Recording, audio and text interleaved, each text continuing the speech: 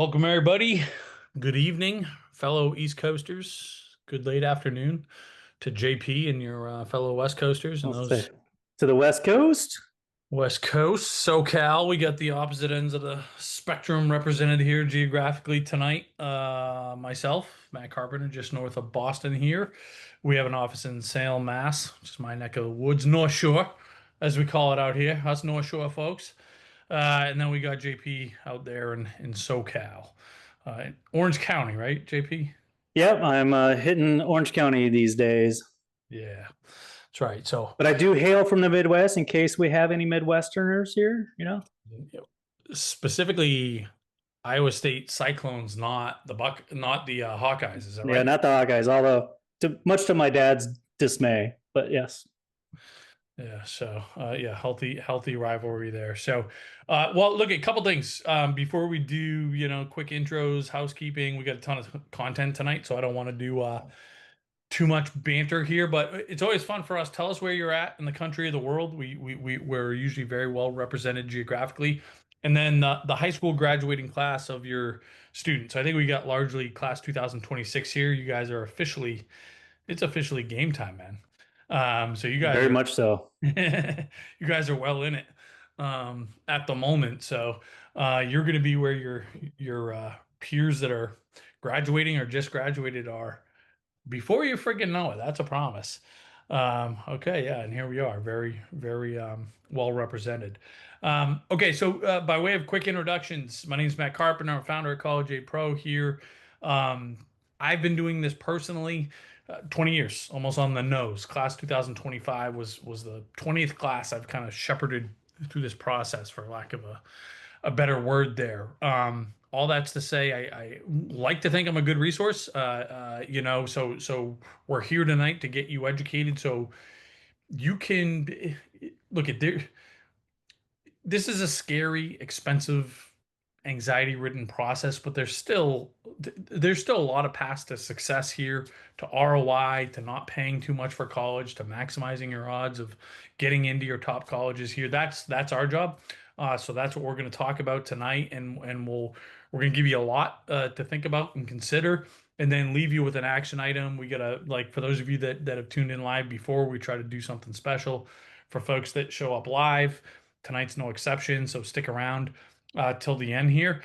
And you're in good hands. My buddy, my colleague here, JP, um, he's somebody that I personally sought out to say, how can I make you to be a part of this team? Because he's what I consider to be a little bit of a unicorn in this space, where most of us are either subject matter experts on the admission side or the financial aid side. For me, it's the financial piece. I'm really fairly green on the admission side. Maybe I've learned a little bit by osmosis here, but JP is really an expert in both, which makes him pretty unique. And again, was one of my motivating factors. And just his background, right? He's been on both sides of the desk. He was the director of financial aid at USC, had some other Southern, University of Southern California, had some other roles there, and then again has been, on this side of the desk as well. So again, we're always super grateful to have him on. But JP, if you want to before I kick it over to you and we kind of dig in here, we want your questions. Ask anything, challenge us, put us to the test, but please put them in the Q&A, not the chat. That's where we'll be focused. And they can be completely random. Doesn't have to be what we're talking about. They can also be super personal. You can be anonymous. So if you have a question like, hey, again, we're going through a divorce, what do we, anything, right? Anything, put it in there. We'll get you squared away the best way we know how. And sometimes some questions, that would be a good one. We're divorced. Who should fill out the FAFSA? We're just going to need more information to give you a firm recommendation. So we're going to tell you, book some time with us. We'll give you a link, and then we'll be able to give you a firm recommendation from there. But JP, I'll get out of your way, brother. No, and just to echo that, like one of my favorite questions people ask is put in the Q&A is, what is Dan Maga's cell number? I'm happy to give it to you anytime. No, I'm kidding. And but anyway, yeah, the joke that I always say is that in the industry, I'm sometimes called Santa Claus of college planning. And at first I said it's because of the beard. You hit 50, man. I'm starting to gain weight, and I'm looking more and more like Santa Claus, I think. So anyway, 50, you look great. Come on. Yeah, yeah. It's the Iowa corn that keeps me youthful. But anyway, um, so, but I will say, like, one of the reasons I felt so compelled to get into this industry, if you will, when I left USC was, I've just met so many families that honestly did this wrong, planned wrong, did this wrong, and I always would say, when it comes to financial aid admissions, it's really two sides of the same coin. It's what's the point of getting admitted to a great school if you can't afford it? On the flip side, what's the point of finding an affordable school if you can't get admitted to it? So that's where I think College Aid Pro is such a huge resource and such a wonderful yeah, resource is probably the best term for families to really help you guys navigate this. I mean, not to go on too much of a tangent, but like, besides these webinars, like Matt and Peg, you guys do a podcast, right? We got office hours and Facebook groups. So please utilize these resources, folks. It's amazing. So anyway, let's just dive into this. I'm going to share my screen, and as I do, I'm just curious. I want to talk about admissions and scholarships. Really, like how do we get more free money? How do we get more scholarships? Does that sound good to y'all? Like, if so, give me a yes or give me a heart. Some sort of reaction. Like, tell me, is this what we want? Do we want to save? Do we want to pay less? All right. It seems like you guys want to do that. So let's talk about it. Can you see my screen there, Matt? All right. So yeah, I want to talk about, again, is basically how do we increase the odds of winning scholarships? And as I put in here, hint, it's the same strategy as what it takes to increase the odds of admissions. So who here know, I mean, maybe y'all do, but especially for parents of juniors, but we're 71 days away from when juniors could submit a college application. Only 71 days. 2 months, man. That's crazy. Yeah, it's crazy. There's lots that your child could be doing now.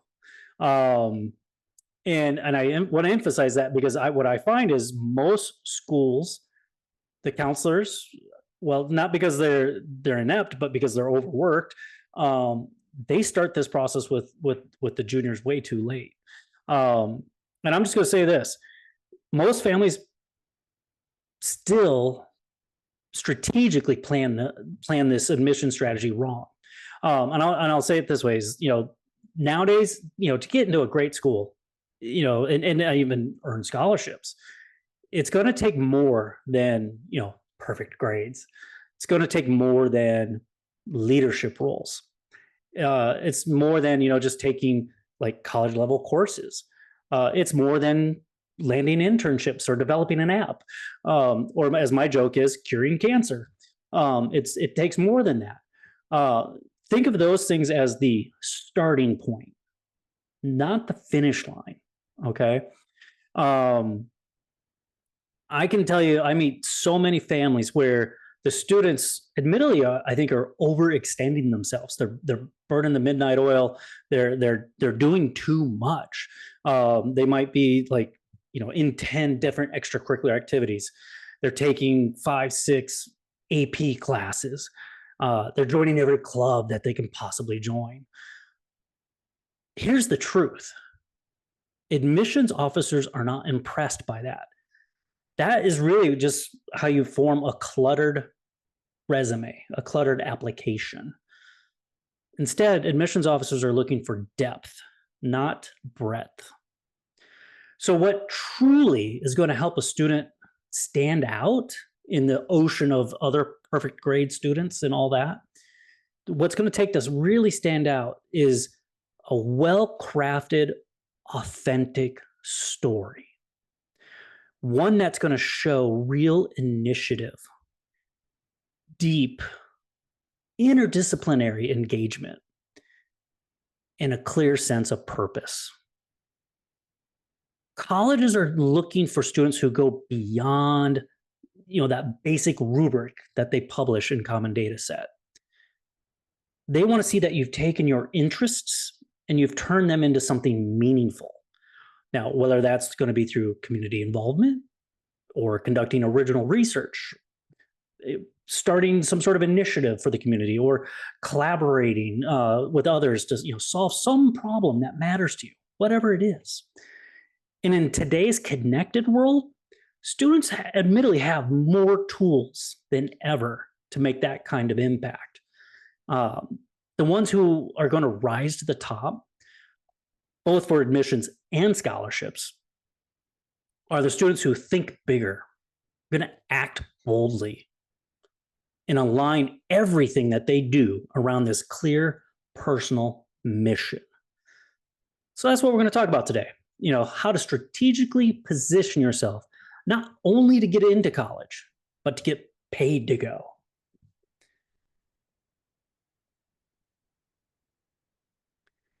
And Matt already teed it up, but if you're not familiar, I'm sure you are, but in case you're not familiar with Mission College Aid Pro, our mission is to end the student debt crisis by helping you be smarter shoppers. I like to say, because I'm old enough and I appreciate the Blues Brothers, I remember watching as a kid. I like to say we are here to transform the way you think about college and plan for college. Transform the way you think about the whole industry. I've spent 18 years in it, and I can tell you all the dark secrets that no one wants to let the general public know. So we're on a mission, and this is what we're trying to do, is help educate you to be smarter shoppers. And you've already met Matt and myself, so let's dive into this. How many? I'm sure a lot of you have. I very much respect a gentleman named Jeffrey Salingo. If you've heard of that name, give me a thumbs up or something. If you haven't, look him up. He's a good resource also. But what made maybe I think one of his biggest claim to fame, or what made him most notable in general public, was his talking about schools being buyers or sellers, right? And admittedly, I love the intent behind what he's trying to do. Great idea, right? And you can go buy his book. That's fine. But in the end, you're buying generic info that you honestly could easily Google yourself. Unfortunately, that generic info doesn't necessarily apply to your specific situation. So if you want to know what's going to be true for you, not the other person or the average person, you want to know what's true for you, where do you begin? I'm going to tell you, College Aid Pro. If you don't have an account with College Aid Pro, I'm going to tell you, set up an account right now. We call it the MyCap software. And I know Matt's going to... Yeah, I'm putting it in the chat right now. Yep. Okay, and Matt's going to demonstrate it later for need-based financial aid purposes. I'm just going to show you something real quick about what I'm talking about, scholarships, okay? So I'm going to slide over a quick little profile. This is not a real profile. This is my made-up one. But I put in, my students' academic information in here, and I put in 3 schools. Of course, there's financial information. Matt will talk about this in a second later. But click on this more info, and it's telling me, hey, at Chapman, I'm likely to get maybe a combination of grants or scholarships, but more significantly, I'm more likely to get a big scholarship to help bring that price tag down. That's good to know. That's going to be true for me. That's more than average. All right. If I'm going to Northeastern, it's like, I'm going to maybe I'll get a little scholarship. I'm probably going to be more need-based aid. Again, I need to know these things. If I'm doing RPI, if I'm looking at RPI, probably a better chance of getting a bigger scholarship. Again, this is cultivated based upon the information I put in about my child's academic information. So this is going to help run projections for what's, again, true for you, not just some averages, okay? Again, Matt will talk more about how to use it and all the other resources too, but I love it just for that, okay? That is far more valuable to you than admittedly generic info. Now, let's talk about this, what I'm going to call building a right fit list of colleges. Again, I said there's over there's over 4,000 colleges in America. So before we can really think about the strategies and for admissions and scholarships, we need to think about like, how do we even build that right fit list? And so what you're seeing here is my very pragmatic, not fancy, but it's effective framework that's going to lead, it helps anyway, my family's, leads them to consistent success year after year. So to just help you, especially if you're the DIY type, if you follow this guide, this should hopefully help you, not make the same mistakes as everyone else. So if you think of it, you start with all the possible schools, that are out there, 4,000 some colleges to choose from. The first thing I want to do is whittle it down by what I call academic fit. Super basic things here I'm talking about. Does it offer the right major? Will you be with your academic peers? The example, because I live out in California, the example I always share is I have families all the time who say, I want my child to go to UCLA. I'm like, okay, that's a fine school. And then they say, and I go, what are you going to major in? And they say, oh, they're going to study business. And I'm like, okay, well, then you're not going to UCLA. Well, no, they got to go to UCLA. I'm like, well, then they're not going to study business. Well, no, they need to study business. And I'm like, those two things don't exist in the same world. The UCLA doesn't offer that major. So you got to make sure you're picking schools that are an academic fit. Okay. Don't pick a school for its name. Make sure it's offering the major you want to study. And think of this is a must have. And, if the school doesn't have that, it's not an academic fit, it shouldn't be on your list. Next, you want to filter down those schools based upon financial fit. And that's just simply, is it going to fit my budget? Is it a positive ROI? And admittedly, these are numbers that most people don't think about until after their child's applied to schools. I'm telling you, do it before you even make the list. Okay. So again, I'll just say this is a must have. Okay. Now, if you go through this process, whittling schools down based upon academic fit and financial fit, you can then hand your child a list of, let's say, 25, 30, maybe 40 schools and let them shop it based upon their personal fit. Okay. And this is their I wants, and frankly, at this point, like I always tell even the families I'm counseling, I'm like, mom, dad, you and me, we butt out. This is when the child gets to shop the schools based upon the things that they're interested in, what their I wants are. And we don't have to be too concerned because we already vetted it that it's an academic fit. We already vetted it that it's a financial fit. The I wants are important, but let the child do that. It makes no sense for us to shop the schools for them. So I hope that just, makes sense. And then ultimately, when you narrow that, they narrow down their list, of the I wants, let's say the top 10, that's when we can work on our strategy. Okay. Now, I cannot take credit for this analogy, but it's a brilliant analogy. It speaks to me as a car guy. And I think for a lot of families, they can understand this because your child might have, when they turn 16, you might have said, well, let's go shop for a car. So I'm going to use a car analogy for a moment. So let's say it's time to go shop for a car for your child, and you need to you're looking for a car that is an academic fit. Well, what would that be? Well, I want it to be reliable. I want it to, safely get them from point A to point B, right? That'd be the academic fit for a car. Then it needs to be a financial fit. Now, again, this is where everyone goes wrong when we do it for college, but you would never do this for anything else. If I'm shopping for a car and for my child, and I say, hey, let's go to the Ferrari dealership, let's go to the Porsche dealership, let's go to the Aston Martin dealership, let's go to the Maserati dealership, and we go test drive the cars and we go, take them for a spin and all that. When they turn 16, what kind of car do you think they want? They're going to want that. I mean, if it's me, I want the Aston Martin, it's no doubt. So if your budget is for a Mercedes, which is a fine car, or a BMW, a fine car, I'm sorry, as a 16-year-old, and I was looking at test driving Porsches and Mercedes, Porsches and Maseratis and all them, I'm pissed at you as a parent, because my expectation was way up here, and you make me settle for here. This isn't really settling. This is a great option. But does that make sense? Like, so the idea is you need to know what your budget is, and shop the schools that are fit the budget.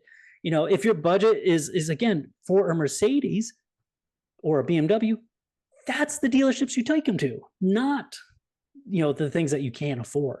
And JP, let me just interject for a second here, and I know you know this, but on this analogy here, the weird thing about this sandbox that we play in with a college is that for some of you, the Aston Martin is going to be more affordable than the Camry, right? That's the weird, Yeah, that's when it comes to yeah. need-based financial aid. I'll explain what I'm talking about there, but that's why it's important to be like, okay, but before we go to the Mercedes versus Ferrari versus Camry dealership, let's make sure we find out which one is within our budget. And guess what? It doesn't work like cars where everybody's paying. How much is an Aston Martin? 400 something. 400,000, right? Yeah, Everybody's paying that, right? yeah. Everybody. Well, I was going to say, think using using where you're going with this. Think of there's the MSRP on a car, the sticker price, but then there might be a dealer rebate, and some people might get a dealer rebate of 5,000, and others might get a rebate of 300,000. That's right. You don't know, but that's where the MyCap software, Matt will talk about that. But you will know again for financial purposes which school is going to fit your budget as well with MyCap. But yeah, that's a great point. All right, let's move on. So again, going back to the analogy, I'm going to stop. No, I'm going to drop the car analogy. Let's go back to college in the world of colleges. So write this filter down. I know you might be thinking, oh, this is basic. I wish it was. I mean, I think it's basic, but no one does this. If you implement this design and put financial fit in there on the pre-selection process, this will radically transform how you plan for college and even approach colleges, if you will. So anyway, let's dive into this a little bit more about the strategy. So what most families don't realize is that the strong correlation between what colleges look for in their prospective students and what scholarship committees seek. And what I'm going to show you are just some of the basic strategies that I have my students focus on when it comes to admissions. And these same strategies are going to significantly help when it comes to winning scholarships. Now, you're going to see I label on the left-hand side the defensive strategy. It's mostly academics I'm looking at here, right? We're talking, GPA, academic rigor, test scores, being above the 25%. So let's just talk about this a little bit. You need a strong defense for every school you're going to apply to, period. You're going to need a strong defense for every school. And in this, I'm just going to talk about a couple points on a few things here. Let's talk about test scores, because this is like been a moving target for the last 4 years, at least in the media. Test scores absolutely matter. They always have, even in these past 4 years of test optional, or even for people, if there's any Californians out here and we're going, well, UCLA and the UCs and the Cal States don't look at test scores. Yes, they do, actually. You got to know what they're talking about, though. So lots of times when schools talk about test scores, especially the schools that say they're test blind, they're talking about the SAT or an ACT. But they're not test blind, because what they rely on heavily? Your AP test scores. Now, here's the thing. I meet so many families where the students, by the time they finish their junior year, might have only done like 2 or 3 APs. And then they stack their senior year with 5, 6, 7, not 7, but 5 or 6 APs. Like, it's too late. You're applying before you get those AP test scores the senior year. You needed to have done that a year ago. So you've got to be smart about the test scores and the strategy. Obviously, you want 4s and 5s, but it's all about the timing and the strategy. Test scores matter. Even in the schools that are saying test optional, I think a better term is test recommended. Data shows that if you submit your SAT or ACT score and it's in the ballpark of where they want, those students had a higher acceptance rate than those who did not submit a test score. If in some schools will flat out say, if you want to be considered for scholarships, you must submit the test scores. So test scores have always mattered. So don't get bogged down by the noise and when they're saying, "Oh, test optional, you don't have." No, it's extremely important to still have that. Academic rigor. I'm going to take a moment on that. Can Go I break ahead. it real quick, brother? Because this is a question I have myself, right? So I imagine, and we just got it from the audience here. But the difference between IB classes, AP classes, and how that's viewed from a college's standpoint. Can you talk through that?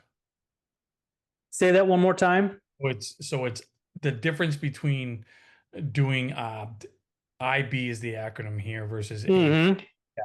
And like, is the one better than the other, the difference, or That's yeah. how am I going to nuance the difference? Like, is there a preference between an AP path versus an IB path? For the most part, no. However, if I had a choice, if when it comes to my son, if I had the choice between an IB and an AP, I'll put him through the AP. Right. Is how I'll say it. Okay. Mainly because there's more options and there's more familiarity with it with the colleges. But if you ask an admissions person, they're going to say there's no preference, probably 99 out of 100 times. Got it. But just That's from I thought, but that's helpful. Yeah. what I would do if it were me, as I would put my kid through an AP program.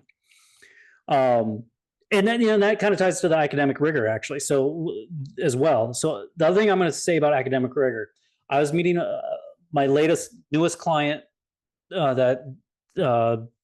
yesterday, 2 days ago. I forget now. Anyway, like, great GPA, high test scores. However, they're missing key classes.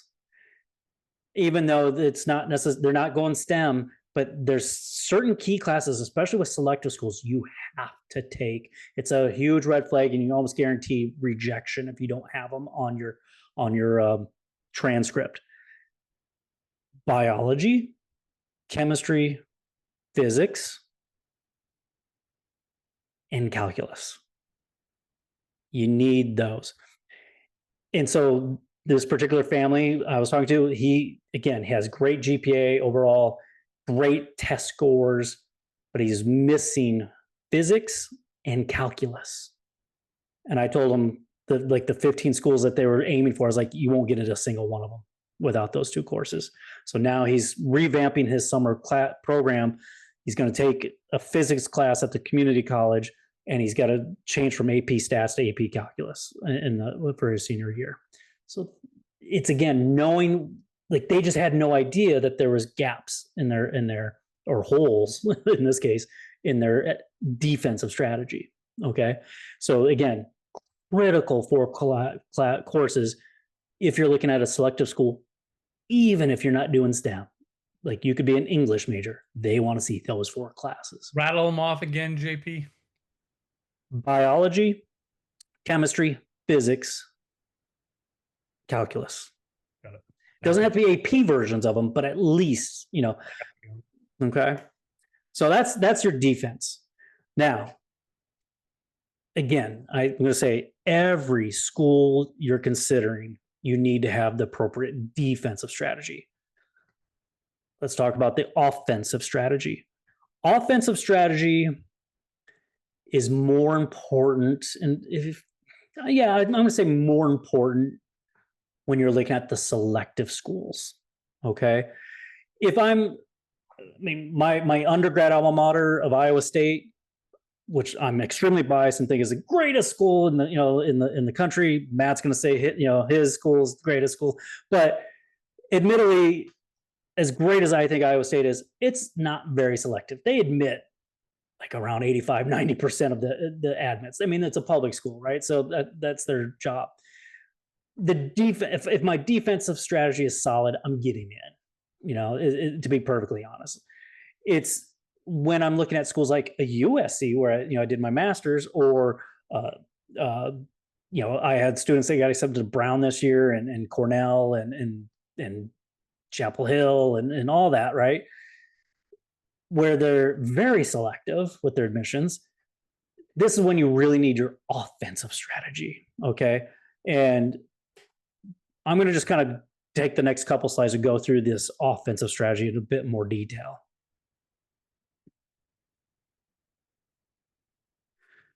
So when I'm trying to improve someone's chances of getting admitted and winning scholarships, here's the basic areas I'm going to focus on. Academic excellence. Okay, so ideally the GPA and test scores should be above the 75th percentile of the incoming freshman class. Again, I want AP test scores to be 4s and 5s. Obviously, the more 5s, the better. But again, the ones you're taking your senior year aren't going to be there on an application because you're applying earlier. So let's think about how many are you going to be able to finish by your junior year. And again, this is even if the school says they're test optional, you need to have the test scores to back up your GPA to demonstrate this academic excellence. Okay. I find it extremely rare for schools to tell you what your class rank is. Truthfully, it matters. And a lot of counselors, especially the younger counselors I find nowadays, they just actually think that they don't track the rank, and they'll tell you with all sincerity, "Oh, we don't track rank." Yeah, actually they do. It's just done all behind the scenes, and maybe they don't show the counselors the rank, but that can make a big difference as well. So, if you're ranked number 1, let's say you have a 4.0 GPA, I don't know, a 1500 SAT, and you're ranked number 1 at your school, and then you got someone else that's 4.0 GPA, 1500 SAT, but they're ranked, I don't know, 20th in their school.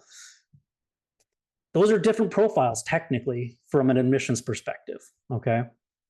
So academic excellence matters. Let's talk about extracurricular activities. This is where you have an opportunity, or your child has an opportunity, to demonstrate intellectual curiosity. You want to demonstrate that your child demonstrates they took initiative, that they made an impact. Okay. Now, notice I didn't say anything yet about leadership. Leadership is nice, but it's, I think, overplayed, and it's kind of lost some value. I mean, there's 24,000 high schools in America.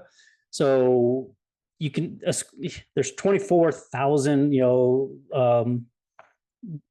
club leaders, and name whatever club you want to say. So again, it's a bit overplayed. Admissions knows that most leadership roles, especially high school clubs, is kind of a name only, more symbolic than really the old-fashioned leadership value. So it's nice, but it's not as good as someone who's taking initiative and starting something fresh and new. I will say this is the section that a lot of students mess up on their application, the extracurricular section. Because again, they kind of just have a cluster of information, or they just have a lot of bland stuff, again, being in the band, being in the Girl Scouts or Boy Scouts, math clubs and things like that. Again, everybody's doing that. So it's not making you stand out. I'll say psychologically, the order of these activities matters too. It's all about what kind of impression you leave on the admissions office when they are reading your application. And think of it this way.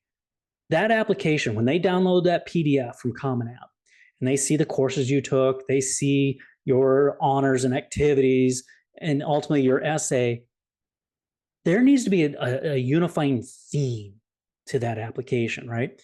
And so when students have like a cluster of extracurricular activities that just don't really make sense, or they don't fit the theme, it just leaves a kind of a discombobulated impression on admissions. They're like, okay, who is this person? Are they just kind of getting involved in a little of everything? And again, they want to see depth, not breadth. And I'll share this as a story. I helped a family a couple of years ago where the student wanted to be a computer engineer. He had the grades, had all the academic stuff there. In his extracurricular section, out of the 10 spots, 7 of them were about swimming. His essay was about swimming, nothing about intellectual curiosity, nothing about why he wants to do computer engineering or anything. And admittedly, his parents tried to tell him they didn't think his application was the right strategy. He didn't want to listen to them. They hired me.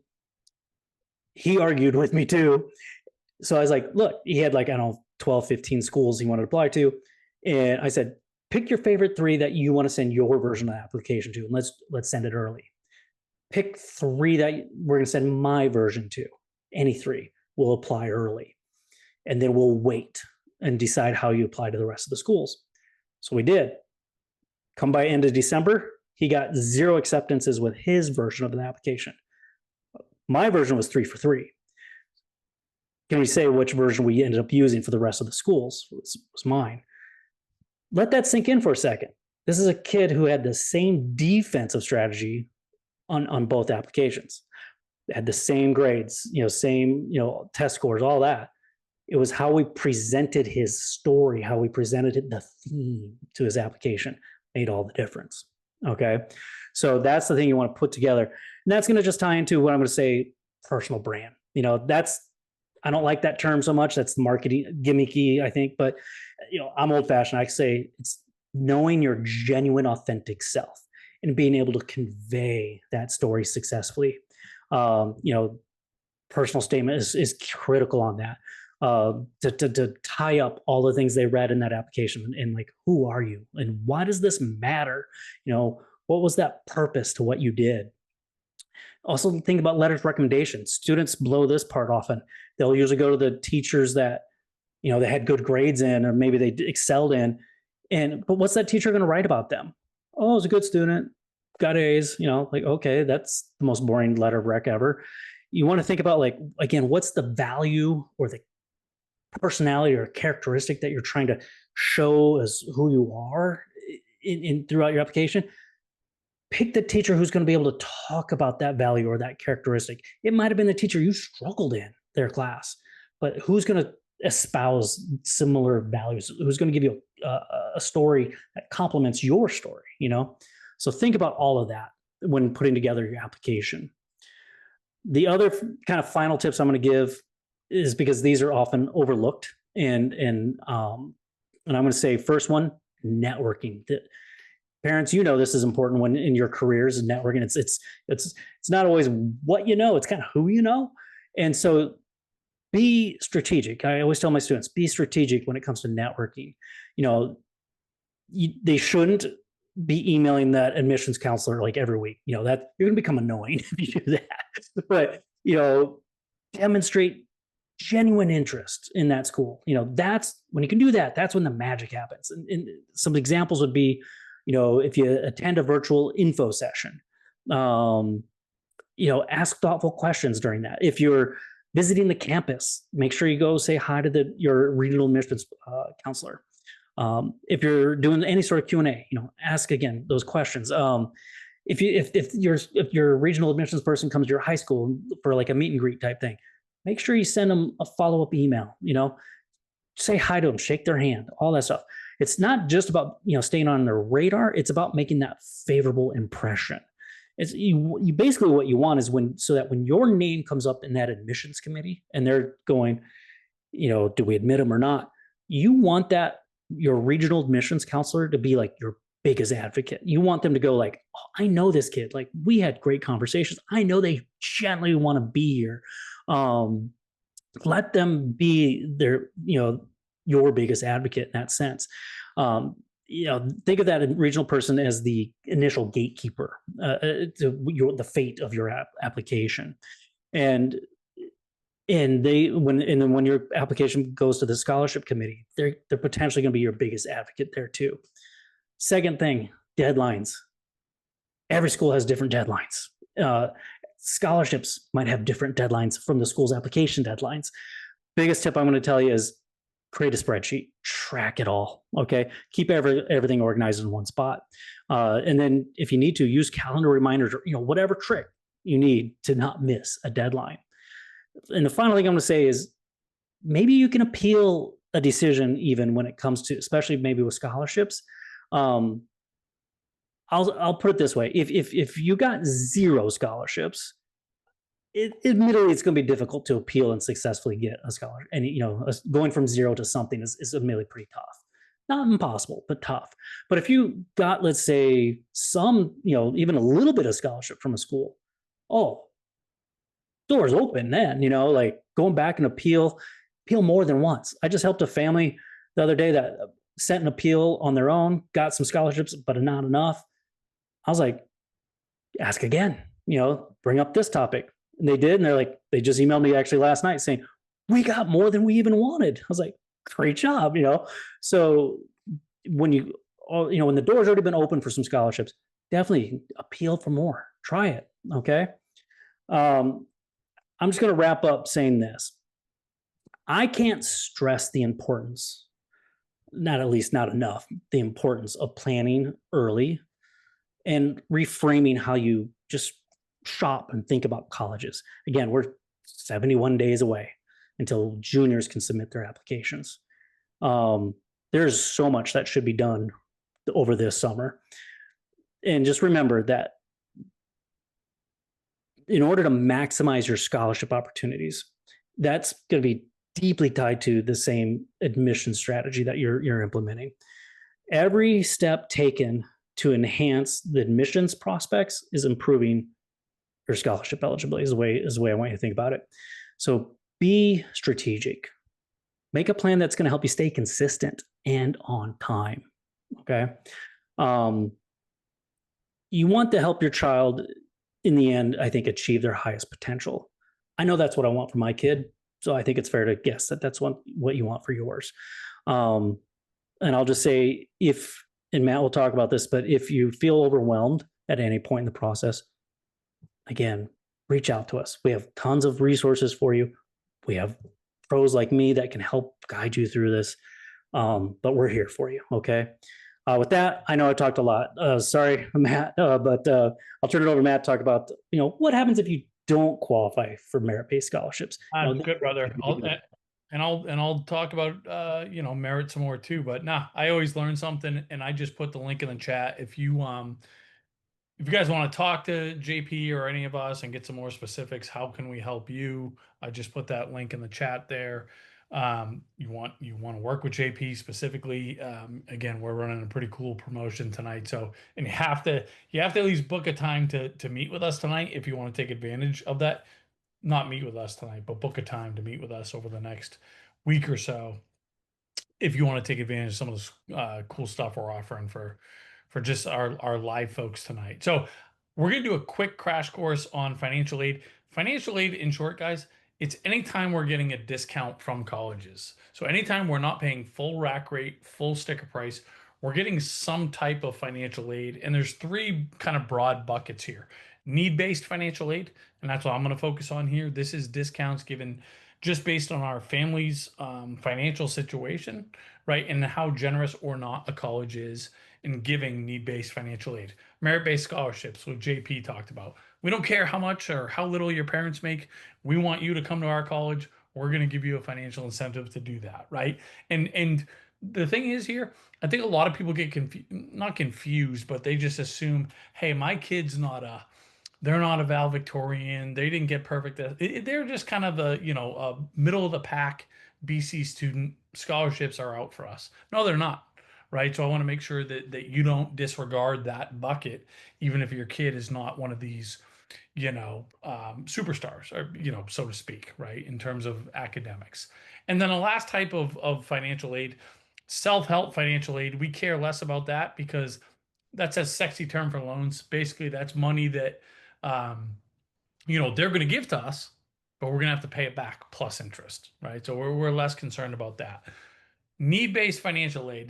The thing is here, and just like every time we present in front of a group of people, half of the answers that I get back with say it depends on the college. Everybody's different. It depends on the situation. And that's not a lazy answer. That's the truth. So anytime there's a universal formula or rule, we want to get really comfortable with that. And the need-based financial aid calculation is the same for every student at every college. Now, of course, there's nuance between each college, but from a high level, this is how every college calculates it. They take their cost of attendance, so these scary sticker prices now, right? Most of these Ivy Leagues and schools of the like are going to be $100,000 a year starting next year, sticker price. I'll repeat that, $100,000 a year. Okay, but they take their sticker price, cost of attendance, minus your student aid index or EFC. What this is, it's a dollar amount that's assigned to your family based on what you put on the financial aid application. So based on what you put on the FAFSA, based on what you put on the CSS profile, there's going to be a dollar amount that gets assigned to your family, and it's largely driven by your income and assets. If that dollar amount is less than the sticker price or cost of attendance at a college, that's how much need-based financial aid you're eligible for. Now, you see the key word here is potentially eligible for. Because just because you're eligible for financial aid at a college doesn't mean you're going to get any. The reason being, not every college is generous when it comes to need-based financial aid. So that's why we need to figure out, just like JP was saying earlier, well, what colleges are going to be really good fits for our kid academically, but also financially. So if we're eligible for financial aid, who's really generous with financial aid? If we're not, who's really generous, with merit-based scholarships. So if we understand that slide kind of conceptually, the next thing we need to be thinking about is, well, okay, I need to get my SAI, my student aid index, down as low as it can possibly go. What are some of the ways that we can do this? Number one, it's so easy to make mistakes on these financial aid applications. They just ask you on the FAFSA, what's the net worth of your investments? That's it, right? Most people, if I asked you, you're going to include everything. You're going to include, if I'm a homeowner, I'm going to include the equity in my home. If I have retirement accounts, I'm going to put that on there. No, you only put in your non-qualified, so non-retirement um, savings and investments, right? So you're not including your home equity on the FAFSA, right? Just what you have. They're going to ask about everything else: stocks, bonds, 529s, UTMAs, UGMAs, CDs, right? Mutual funds, the whole deal. But you don't want to include your retirement accounts. Okay, that's a mission critical mistake that so many folks make. Um, now the home equity piece.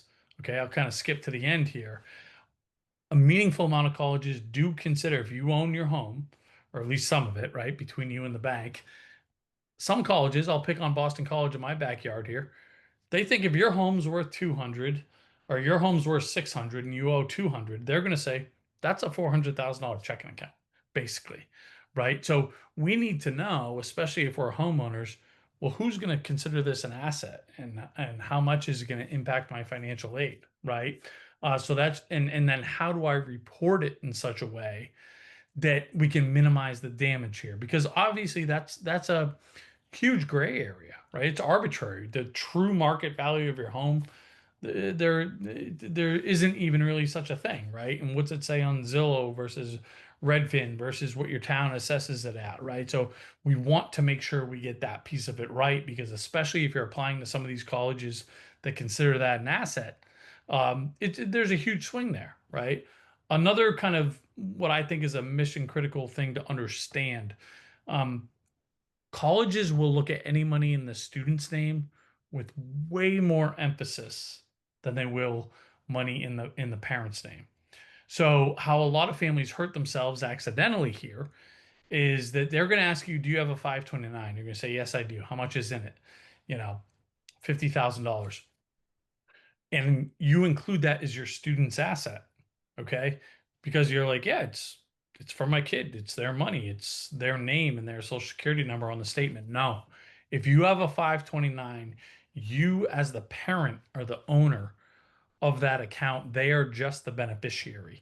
And the reason why that matters in terms of how you report it is because, again, back to my point there, that they're going to put so much more emphasis if that money is on in the student's name versus the parent's name. So these are just a few examples of things that you want to make sure that you are some kind of landmines that are easy to step on here that we want to make sure that we don't, because it's going to be a huge swing in terms of our financial aid eligibility. But let me just give me a second here, because what I want to do is I want to actually get in, and I see that most of you have already you know, we got some great students here. You've already set up your accounts here, so you know what these colleges are going to cost you. So this actually is a family here in actually my neck of the woods that you know, look at, you're seeing front and center if you've set up your account, what is your student aid index going to be? This is kind of your crystal ball, you know, into the future here, where you can see what every single college is going to cost you. And this is a Massachusetts resident. This isn't a wonky case, right? This is a family for average income, average savings, right? And you're seeing here that it's going to be more affordable to go to Columbia than it is to go to the state flagship university here in UMass, right? That's pretty insane that the $105,000 college for this is a class 2026 student is going to be more affordable than the state flagship university. So many families make the mistake of saying, hey, we're concerned about prices. We're concerned about costs. So you can only apply to state schools. That's not necessarily a strategy that's going to help with affordability, right? This is my wife's alma mater, UC Santa Barbara. It's friggin' heaven on earth, right? It's you know, I I wouldn't have lasted there, first of all. But look, if you're an out-of-state resident, you're paying $83,000 a year to go there. And even if you're eligible for a ton of financial aid and you're a brilliant kid, the UCs don't give discounts, right? If you're out of state, they're not meaningful. So again, to apply just to state schools is not necessarily a good strategy when it comes to the affordability part of it. So you guys have this resource now. There's no reason not to understand exactly how much every school is going to cost you, right? As you're building this list of schools. And you know, Boston College is another great example here because it's like, well, BC, maybe it's not Columbia, right? But it's still a very competitive, great college. Why is it going to be, you know, almost triple of what it's going to cost to go to Columbia? This is a homeowner. They have a meaningful amount of equity in your home. I told you, BC considers that to be all fair game. Columbia, even though they have a similar business model, they don't look at home equity. So I'm telling you more than you need to know. You need to just rely on the technology and the algorithm here. But taking it one step further, what a really cool part of the platform here. And actually, you know what, JP, I might even show you, JP. I don't even know if you've seen this. I'm going to show you because we're releasing a new part, an upgrade to the technology a week from tomorrow. Okay, we're going to MyCap 2.0. But here's how, and you can do this. You can do this in your platform now, but I'm just going to give you a sneak peek of how you can do it in the new. This is the new UX, the new look and feel that'll be live a week from now. Set up your free accounts now if you haven't, because whoever has a free account when we go live is going to get a special little perk there. But you can say, look, I want to find affordable options for colleges, and you can, and we got dozens of filters in here.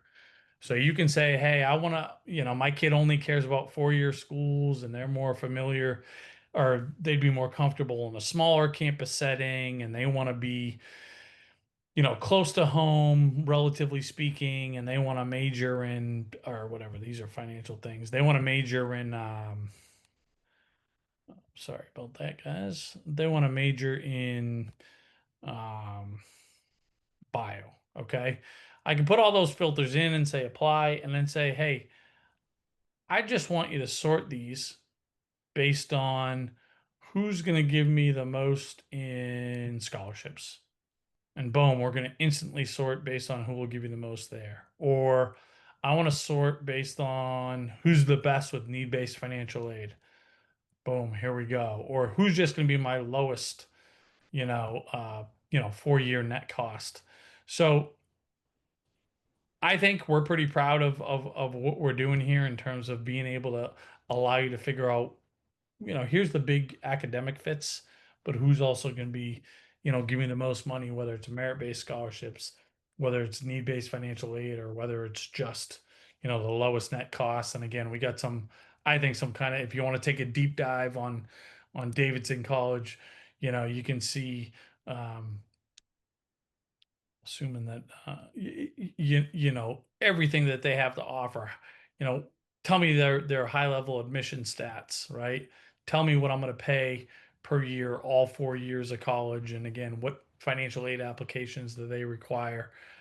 Every merit scholarship at every college in the country, right? The affordability piece, which is really cool. What's it going to cost over my family over 4 years versus my budget? How much does someone have to borrow? What's our average expected starting salary at this major, at this school, right? So we've put our freaking collective life work into this bad boy.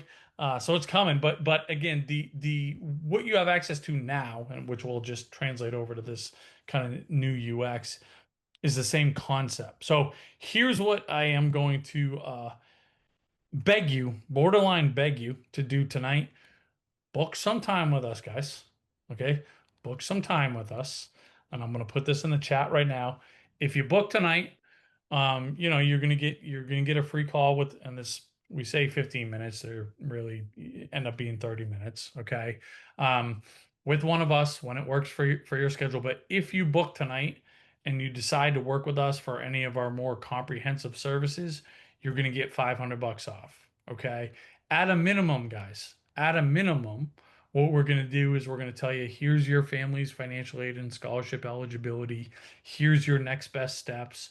We'll get you on the new technology. We'll get you on the new platform. If you're a DIYer, we'll send you on your way. If you're somebody that wants more help, we'll talk about what that looks like. And we have our, what we call our wake me up when it's over packages. And we have kind of two of those from a high level: financial ones and then admissions ones. And then a lot of people say, I need help with both. Little bit about us. We've been around the block here. We've flown a lot of missions. These logos here are just a couple of logos that are currently on our team or former, right? So USC, that's JP, right? Used to be the director of financial aid at USC. Josh on our team is currently the director of financial aid at MIT. Ryan's the current director at Harvard. And again, you see some other, pretty nice logos here. But here's some other things that I think are most important. If you're going to invest in working with us, you should expect a return. These are some of our data. These aren't updated because this year these numbers are going to get a lot sexier based on what we just did with the class 2025. But we can guarantee we're going to save you 70. We're going to save you 70,000. We can. It doesn't matter really what type of family you are. We can say that with a lot of confidence if you choose to work with us, right? Not to brag or butt in, but I ran my class of 2025 numbers. My average savings, 4 years, of course, 4 year savings is 100 and over 120,000. Oh yes. Hell yes. That's brag worthy. I think our numbers are conservative, way too conservative. Yeah. Well, Degs, he's conservative. If I could put my numbers on here, JP, there'd be a one in front of that. But that's why whatever, those boring legal folks. But anyways, people that are thinking of working with us, you should do it if with the sense that if I'm going to invest in these guys, I'm expecting to pay less for college, and certainly less than I paid to work with these guys and some. And here's what we do. Our financial aid services, you work, and if you wanted to work with JP, if you were feeling his vibe and his expertise, right? Unlimited access from now until whenever your kid goes off to school, right? He's going to help you build the list of schools going to be most affordable, most competitive. He's going to be the one that's going to be doing the FAFSA CSS profile in such a way that's going to give you the lowest SAI, give you the most need-based financial aid eligibility. I always equate it to, like, it's like having a great CPA. That's kind of what we do. We like to compare ourselves to, we got some work to do here, but we compare ourselves to TurboTax sometimes, at least conceptually, right? And then we're going to be the ones that are going to appeal, negotiate with colleges for more money. Pretty sure JP knows how to do that since he was on that side of the desk, and I've seen the evidence of it, and it's pretty stinking impressive. And then, how are you going to pay the bill, right? So even if we get you an amazing deal at whatever college, we might still have to pay something out of pocket, and we might not have a lot in savings. How do we get the lowest loan rate? We guarantee we're going to be able to show you that. Or if you do have savings, should we use our 529 all up front, spread it over 4 years, right? So we have our Wake Me Up When It's Over financial aid packages, and then admissions, same deal. I describe it as you want help with the financial aid piece, we're grabbing the wheel from parent or parents, right? You want help with admissions, we're grabbing the wheel with the student, right? What schools are going to be right for them from their perspective, as we have that financial conversation more with parents. Not that the kids aren't involved with that at all, but it tends to be they're just not there yet, right? As kind of teenage brains. But how do we make a compelling essay? How do we make sure we're nailing the common app? And then, of course, there's a lot of families that are like, I want help with both, and I don't want to be the one yelling at my kid to make sure that they're on track with deadlines. I think JP is full for the class 2026 for admissions families. Is that right? Am I speaking out of turn there? Yeah, correct. For class of 2026, I have no more room for full blown admissions. I can do financial aid. I can do consults on admissions, but we also, I will say, I know I'm the one presenting tonight, but we have a team of wonderful experts also besides me on admission stuff too. So if you are like, oh crap, we need some guidance, we Yeah, have we have the experts. and and again, we got a great partnership with Prince and Review, so we Yeah. get good deals with them as well as kind of our folks here. But so and again, but if you're a 27 or 28 family, I know JP still has room left in his roster there. But for financial aid folks, we got you. But at a minimum, guys, don't overthink this. Book some time with us, um, and learn exactly what we do. Are you? Because I'll tell you, I would say most families just use our free resources, and that's going to be good. Some families just want, like, I just need a little bit of your time, right? But talk to us and we'll point you in the right direction, because we usually know, hey, look, you got a complicated case and you should really think about this investment, or look, you're right down the fairway. Just use the technology and show up to our events and we'll be good. But don't, oh yeah, somebody's, okay. So let me just grab this link again.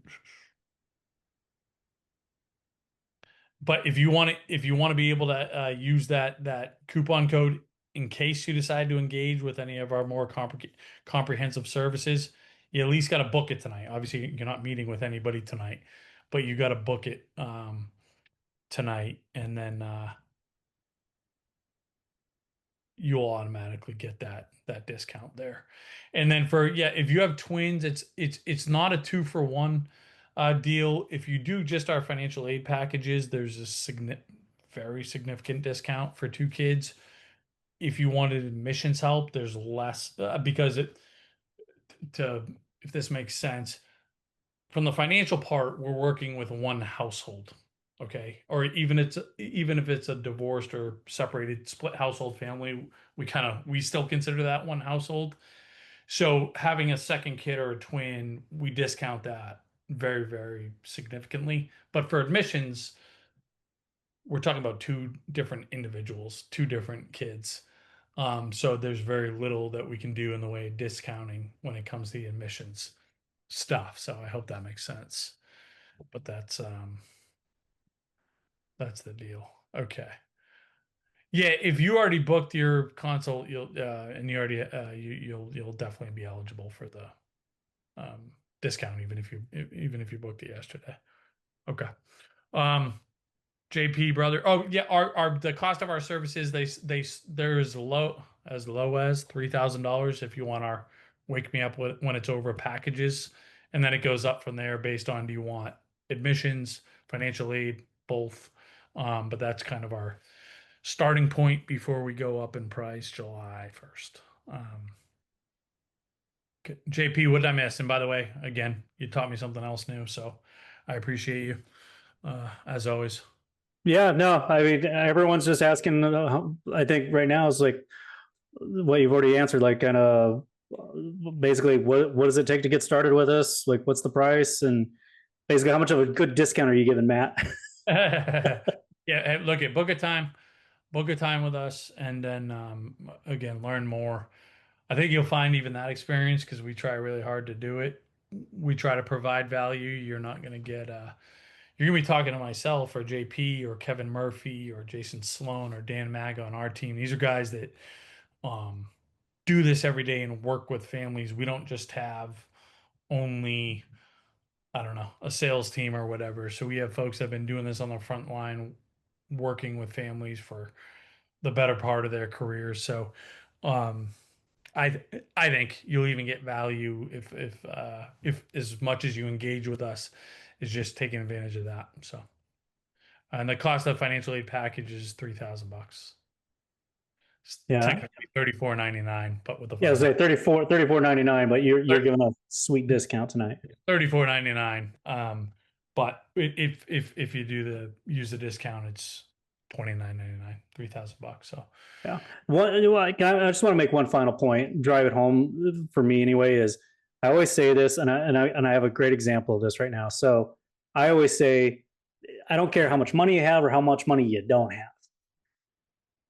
Time is the one asset that we all have equally. And depending on how you use it, is going to either be your greatest asset or it's going to become your greatest liability. And I'm going to share an example. A different new client that I started talking with this week. All my days blend together. But one of my new families that I'm just helping with financial aid, and they came to me under the assumption, and we all know what happens when you assume. They came to me under the assumption that they won't qualify for need-based aid because they have, admittedly, a lot in reportable assets. And so they waited. They've been watching us for years, but they waited until now this, end of this junior year, rising senior year. And when I was looking through their financials and going through a deep dive of everything, and I was asking some probing questions, I pointed out, I was like, guys, if you would have come to me a year ago, 2 years ago, we could have repositioned all of this and I could have gotten you a ton of need based aid.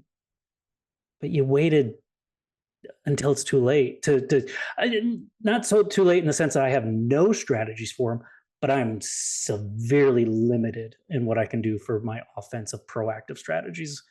I'm looking more now for them for the merit scholarships or the value based schools, um, which are fine options. I mean, I have a whole bag of tricks, but some of my best strategies I can't do because we need time. So I'm really looking at you, sophomores, freshmen. Don't be pushing this off, going, "Oh, we got time." You might not. You might not. That prior tax year and what you're going to see on a tax return really matters. Okay, so again, I'm just going to stress time is either your greatest asset or your greatest liability. Be smart with it. how about, I love it, JP. Mine is less, I don't know, eloquent than yours, but and I got to think of a more eloquent way to say this. And it doesn't apply to everyone, by the way. It does not apply to everyone, but I'm sure you've said this too, of like oftentimes it costs more to not work with us than it does to work with us when it comes to college. And again, I'm not, Absolutely true. yeah, Again, I ran my analysis of how much money I saved for my Wake Me families versus we helped some families just after the fact with appeals. yeah, Like I said, with the families that I did Wake Me and were more proactive, my average savings for 4 years is over 120,000. I think it's closer to 125,000. The families I did after the fact with just appeals and trying to fix the damage, I want to say the average savings is probably about 40. Still significant, of but course. not as impressive as 120 or 125. Yeah. And I get it. Again, I always feel for consumers. Like, and if I'm honest with myself, I'd be like, nah, I'd figure it out. And I wouldn't want the pain of parting with the money up front, but Yeah, hey, yeah. And I for the DIYers, who's the DIYers? Don't put your name in here, but like hearts, thumbs up. Who's the DIYers? not me. All right. Well, the DIYers, you have my heart. I'm the DIYer. I'm the guy, and I make this joke all the time. I'm the guy who was watching some HGTV channel, and I look over at my wife and say, "Baby, let's remodel the house." Yeah, yeah, yeah. We Well, did that the first year we got married. I learned my wife is not the DIYer type the hard way, but I am, right? hold So on. you're That was my people. I love you. Um, but I'm going to just give you one more piece of advice. Facebook groups are the best way to get wrong information from well-meaning parents. I see it all the time because I'm a secret silent member in a ton of them. Even the ones who claim to be financial aid experts. Oh my gosh, I pull my hair out all the time with seeing the wrong information. You're going to rely on the internet, Google stuff, Chat GPT. I put Chat GPT the test every day with financial aid stuff. It gets it wrong every time. It will tell you just some random generic info that is usually not helpful. So you do have an uphill battle if you're the DIY type, which is why I'm telling you use the resources that CAP is giving you. The pros are offering you these kinds of webinars. The podcast from Matt and Peg, I hear wonderful reviews about.